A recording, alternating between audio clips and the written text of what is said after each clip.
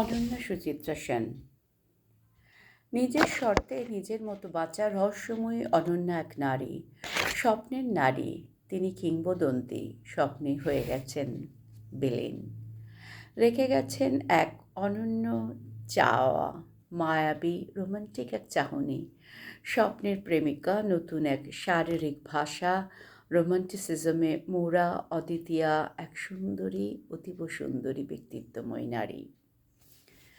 সাদামাটা বাঙালি জীবনে তিনি এনে দিয়েছিলেন রঙের ছোঁয়া, রঙের মোড়ক, বিচিত্র এক স্বাদ, এক অনুভূতি। বিশেষত উত্তম সুচিত্রারই, কিছু কিছু উত্তম সুমিত্ররও অন্যান্য সমস্ত চলচ্চিত্রকে দেখে কে না হয়ে গেছে মাতাল।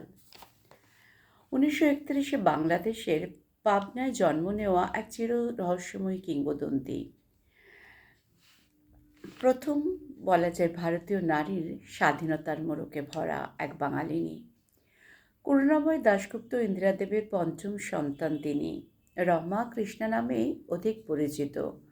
বাংলাদেশে জন্ম নেওয়া এক সাদামাটা বাঙালিনী। ভারত পাকিস্তান দাঙ্গা বিভাজনের সময় ভারতে পাকাপাকিভাবে চলে আসা, বিলেত ফেরত আইনজীবী বিত্তবানের ঘরণী হয়ে কিছুটা সংসারও শুরু করা।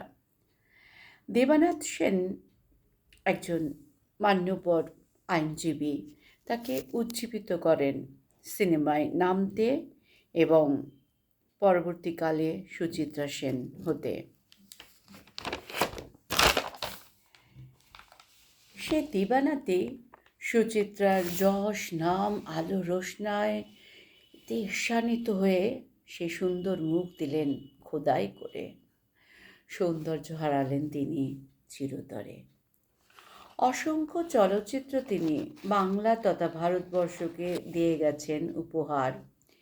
সে দ্বীপ জেলে যায় থেকে জীবন তৃষ্ণা, ইন্দ্রাণী, 74.5, সাপমোচন, সাগরিকা, সবার উপরে, সপ্তপদী, উত্তর ফাল্গুনী, শ্রীকান্ত রাজলক্ষ্মী দত্তা, হারানো সুর, সাত পাকে বাঁধা, পথে হলো দেরি, দেবদাস, আধি, মমতা, অগ্নিপরীক্ষা, প্রণয় পাশা, 60-এরও বেশি অসংখ্য চলচ্চিত্রে সমুজ্জ্বল নাম করা।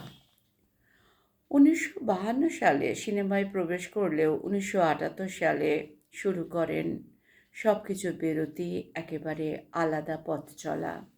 স্বামীবিহীন এক মহিলার লড়াই, মাথা উঁচু করে স্বনাম বজায় রাখা। নিউ আলিপুরের বাড়িতে ক্রমশ মেয়ে মুনমুন, জামাই ভরত দেববর্মন, রিয়া, রাইমা, সমস্ত বন্ধুবান্ধব, আত্মীয় স্বজনের কখনো সান্নিধ্য, কখনো একা, অন্যরকম এক পরিপূর্ণ জীবন। 36 বছরের নিরালায় নিঃসঙ্গ একাকী জীবনেও চুটিয়ে প্রাপ্তি এক অনন্য আনন্দময়, আবার কখনো আধ্যাত্মিক জীবন।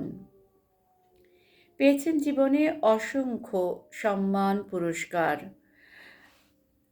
মস্কো আন্তর্জাতিক পুরস্কার, কখনো পদ্মশ্রী বা বঙ্গবিভূষণ বা দাদা সাহেব ফালকে পুরস্কারের জন্য তার নাম বিবেচিত হওয়া, যদিও পুরস্কারের প্রতি ছিল তার প্রবল অনীহা।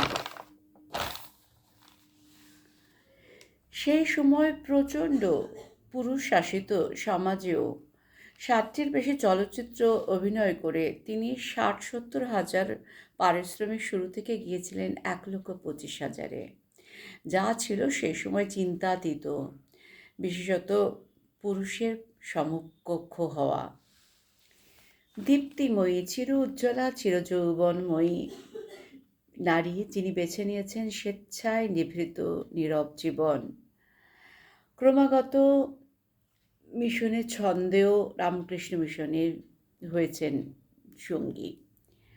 আজকের মহিলাদের প্রেরণা তিনি চির বিরল, চির নবীনা, চির ব্যক্তিত্বময়ী, চির দক্ষ অভিনেত্রী, চিরলাস্য হাস্যময়ী, চির রহস্যে মোড়া এক আলোক পথযাত্রী, এক দার্শনিক নারী।